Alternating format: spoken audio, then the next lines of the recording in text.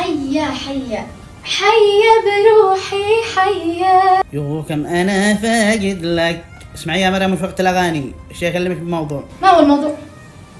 والله يا مريم بالله هذا ما اسمه هذا ما هو تكلم. والله يا مريم بالله يعني بصراحة من الأخير أنا تزوجت عليك.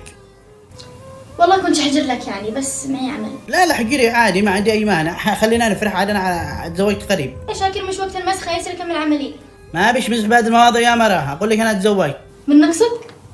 ليكم من نقصك يا شاكر؟ ليش؟ أهو عيب ولا حرام؟ الحمد لله أموري طيبة والشرع محل اللي يربع، وأنا ما سويت شيء حرام. تزوجتها على سنة الله ورسوله من بيت أهلها، ومجهز أغراضك بوديك بيت أهلك عشان يخرج أنا وهي شهر العسل.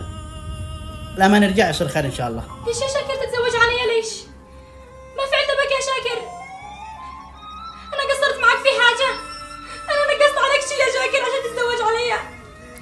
يا شاكر حرام عليك، أنا فلت بالي علشانك وجيت عندك يا شاكر. الآن يا مرة مش وقت الدراما والبكاء، اخطبيني قومي تجهزي معي شغل، ما أنا فاضي لك ذا الحين. يا شاكر تهون عليك العشرة، وأنا ضحيت علشانك وبعت ذهبي علشانك، أنا فعلت كل شيء علشانك يا شاكر، بالآخر تتزوج علي ليش؟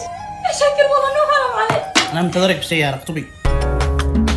تشتوني يا ضحاك وفي قلبي هموم، ودمع عيني على جفاني تحوم.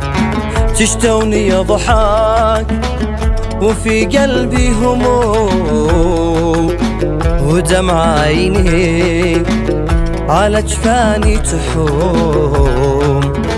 طول الليالي